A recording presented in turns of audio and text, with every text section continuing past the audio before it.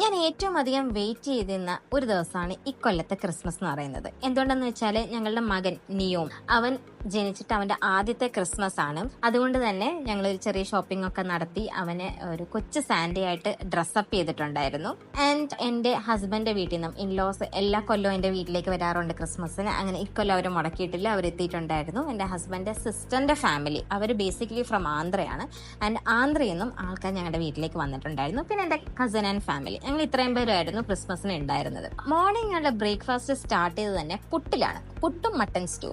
എന്റെ ഹസ്ബൻഡിന്റെ ഫാമിലിക്ക് പുട്ട് ഭയങ്കര ഇഷ്ടമാണ്. എവിടെ ചെന്നാലും പുട്ട്, റെസ്റ്റോറന്റിൽ ചെന്നാലും പുട്ട് തന്നെ. അങ്ങനെ നമ്മൾ കുറച്ച് സിമ്പിൾ ആക്കാന്ന് വിചാരിച്ചു, കാരണം ഉച്ചയ്ക്ക് കുറച്ചുകൂടെ ഹെവി ആയിരിക്കുമല്ലോ.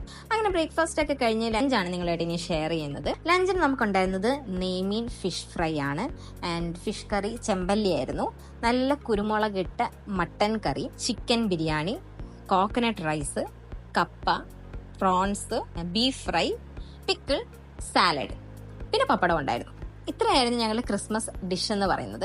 ഇഷയ്ക്കാണെങ്കിൽ കോക്കനട്ട് റൈസ് ഭയങ്കരമായിട്ട് ഇഷ്ടപ്പെട്ടു. പിന്നെ മന്നുവിന്റെ കാര്യം പറയണ്ട, അവന് പ്ലേറ്റിൽ കൊടുത്താലും അതെടുത്ത് നിലത്തിട്ടിട്ട് അവിടുന്ന് കഴിക്കുന്നതാണ് അവന്റെ സംതൃപ്തി എന്ന് പറയുന്നത്. അങ്ങനെ പിന്നെ അവർക്ക് നമ്മൾ വിട്ടുകൊടുത്തു അന്നത്തെ ദിവസം, എന്തായാലും എന്തെങ്കിലും കഴിച്ചോട്ടെ എന്ന് വിചാരിച്ചിട്ട്. അങ്ങനെ ഞങ്ങള് ഫുഡൊക്കെ കഴിഞ്ഞു, എല്ലാവർക്കും വയറൊക്കെ നിറഞ്ഞു, ഭയങ്കര ഇഷ്ടപ്പെട്ടു. പിന്നെ കുറച്ചു നേരം ഞങ്ങളൊന്ന് ക്രിസ്മസ് വിശേഷങ്ങളൊക്കെ പങ്കുവെച്ച് കുറച്ചു നേരം ഒന്ന് സംസാരിച്ചൊക്കെ ഇരുന്നു. അങ്ങനെ ഈ കൊല്ലത്തെ ക്രിസ്മസ് അങ്ങനെ അവസാനിച്ചു. ഇനി അടുത്ത കൊല്ലത്തെ ക്രിസ്മസ് ആയിട്ട് ഞാൻ അന്ന് വ്ളോഗിൽ വരാം.